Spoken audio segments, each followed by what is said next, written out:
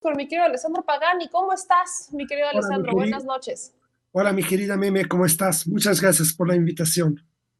Yo muy bien y espero que tú también de antemano, pues ya tardío, feliz Navidad, pero ya más que feliz Navidad, ya vamos para el cierre de año y creo que es importante hacer una recapitulación que nos servirá, por supuesto, para estos especiales de fin de año con los temas más importantes, lo que transcurrió en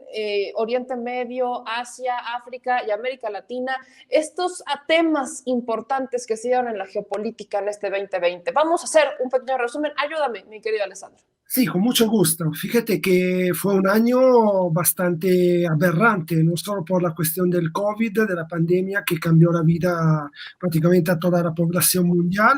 en un día,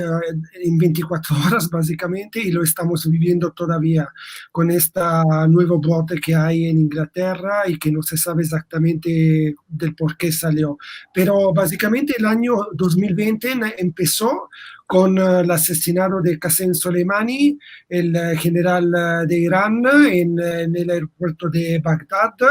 y termina con esta situación que se dio en Estados Unidos con las elecciones hace poco, donde hemos visto básicamente una rotura dentro de esa continuidad de un establishment en Estados Unidos, o sea, este estado profundo de que hablan muchos analistas en Estados Unidos y que básicamente hay que definir qué es el Estado profundo, o sea, esta alianza entre estos sectores públicos y privados y básicamente todos la industria tecnológica militar, el ejército y obviamente, por supuesto, también todas las lobbies multinacionales que son los verdaderos artífices de las estrategias políticas internas e internacionales de Estados Unidos. Por ende, ahorita nosotros terminamos este año, faltan pocos días, pensamos que aún no tendría que pasar cosas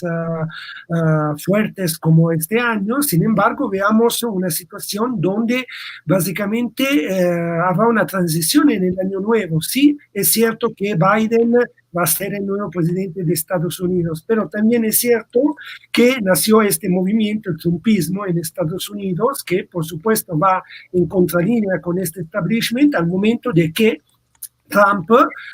no reconoce la victoria electoral de Biden y por ende es el primer presidente de Estados Unidos que aún hoy no reconoce absolutamente la victoria de los democráticos en Estados Unidos. Y entonces también cae este partido transversal que siempre ha estado en Estados Unidos entre republicanos y demócratas que representaban justamente estas tendencias de este estado profundo en Estados Unidos y veamos nuevamente salir al poder un señor Biden que básicamente a nivel político es una momia, o sea, él no es el verdadero que mueve los hilos de las decisiones de las políticas internas e internacionales de Estados Unidos. Ahí tenemos, obviamente, todo este estado profundo que decide desde la sombra cómo llevar adelante las guerras sin límites contra los pueblos trabajadores en el mundo y, por supuesto, también todos los estados-naciones que no se alinean a esta política, a este fascismo neoliberal que se ha dado con esta globalización neoliberal con la caída de la Unión Soviética, con esta concepción también dentro de las academias a nivel mundial de un fin de la historia, de un choque de civilizaciones, actos para poder justificar estas tremendas guerras que se dieron desde básicamente la agresión contra Belgrado, contra Serbia, la antigua Federación Socialista Yugoslavia, pasando por Siria hoy día, que sigue la resistencia del eje de la resistencia en Oriente Medio contra los agresores, contra el Estado Islámico, pero que hemos visto también en estos años el asesinato, magnicidio del presidente Gaddafi en Libia, hemos visto básicamente la agresión, el asesinato también de Saddam Hussein en Irak y mucho largo, etcétera. Entre todos estos, yo pienso que el nuevo año hay que decirlo como lo decía Gramsci, o sea, por eso que él escribía en el 17 un artículo, un ensayo, con el título, bajo el título Odio el Capodanno, que literalmente traducido en castellano significa odio el nuevo año, porque se tiene que ir en contra de todas estas líneas y tendencias conformistas, pequeñas burguesas, que hacen pensar que con el fin del año, el 31 de diciembre, prácticamente termina una época y comienza una otra época. Por ejemplo, obvio que esta concepción es muy eurocéntrica, es muy occidentalista, porque también lo hemos visto básicamente en las academias cuando se habla de tiempos modernos, tiempos antiguos, tiempos contemporáneos. Obviamente no es así por la periferia, por México, por ejemplo, que ha vivido el saqueo, donde básicamente no ha conocido una época media, una época moderna, una época antigua o contemporánea, sino que ha visto básicamente el saqueo de su propio Estado-nación, de la nación azteca, con la caída de Tenochtitlán y sucesivamente el saqueo imperial capitalista que ha servido para Europa, en particular para Occidente, esta acumulación originaria del capitalismo y que hoy básicamente Estados Unidos, la Unión Europea, Israel, necesitan buscar una forma para poder seguir perpetuando este sistema criminal que es el capitalismo bajo facetas nuevas, obviamente a través de una dictadura viral digital, a través del terrorismo de Estado con este COVID, que evidentemente existe, por supuesto, hubo millones de muertos en todo el mundo, pero que básicamente cayó como un anillo al dedo para la burguesía mundial para justificar la crisis del capitalismo, esta caída que hay, crisis estructural, crisis orgánica, hablaba Gramsci, que se vive básicamente desde 2008, es decir, desde siempre, o sea, básicamente hasta desde el final de la Segunda Guerra Mundial con el Plan Marshall, que servía para reconstruir Europa de las hecatombe que se dio en la Segunda Guerra Mundial. Después de pocas décadas, ya en los años 60, había una crisis orgánica del capitalismo. Esto denota, destaca básicamente la imposibilidad por parte del capitalismo, de la burguesía, de encontrar soluciones a esta crisis. Por eso que yo pienso que seguirá una continuidad en el año nuevo. Eso depende también de lo que se prospectan los pueblos trabajadores, los pueblos de la periferia, es decir, construir nuevas relaciones bilaterales, nuevas relaciones sur, un diálogo también entre Oriente y Oriente, donde básicamente México se ubica geográficamente y geoestratégicamente dentro del proyecto estratégico del continente, metafóricamente hablando, Asia-Pacífico. Por ende, una alianza que podría venir muy buena para todo el pueblo mexicano, por supuesto, con China, con Rusia y, por supuesto, romper con todas estas políticas que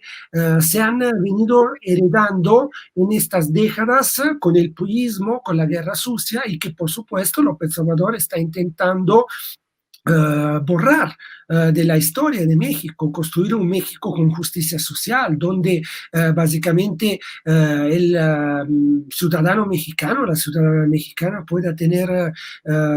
confianza,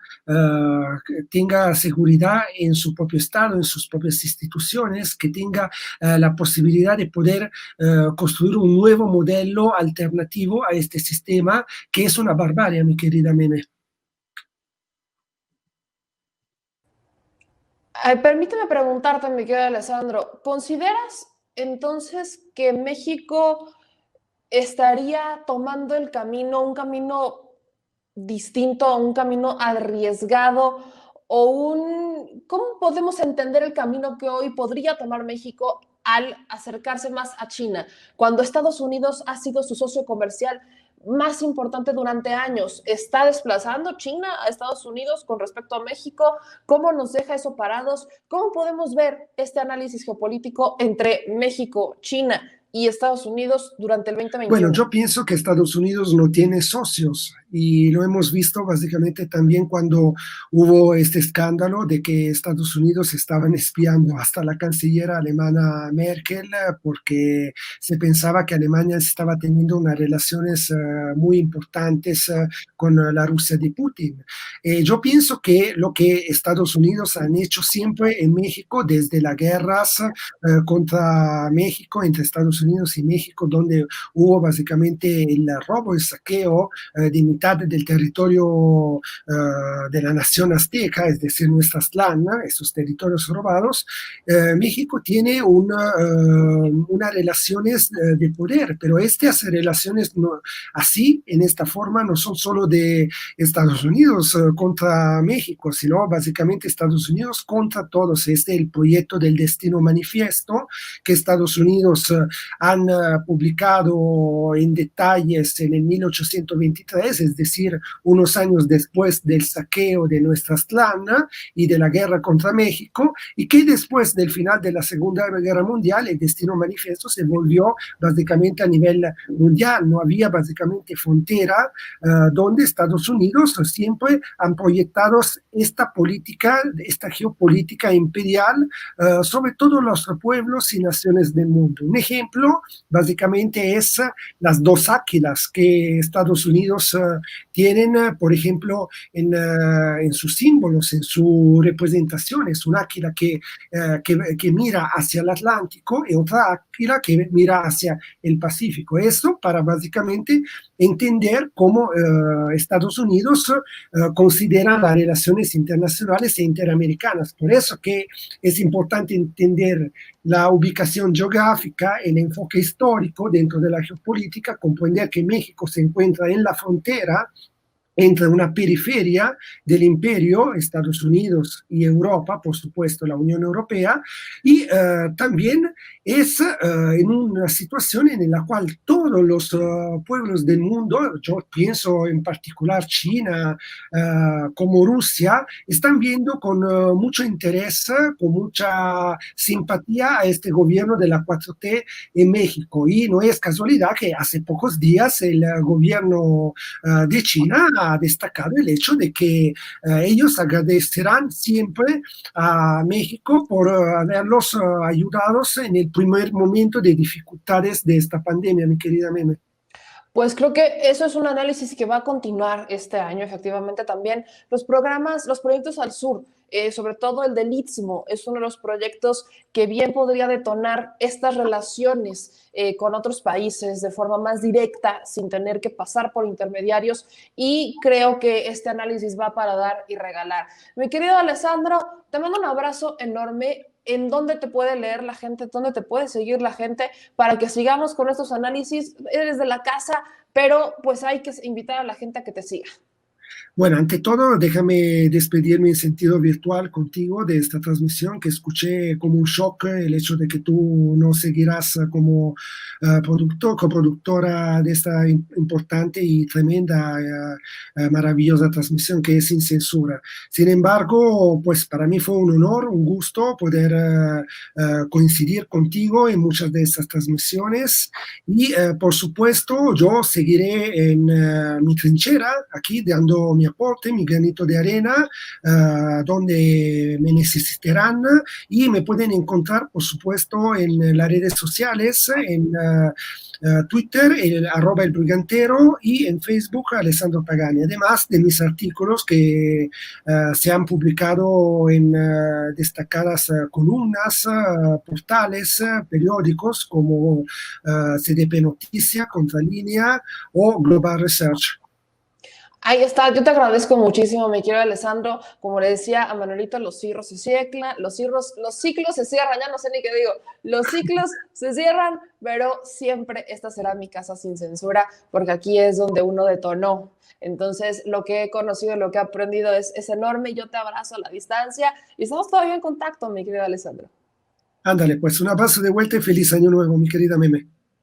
Feliz año, mi querido Alessandro. Y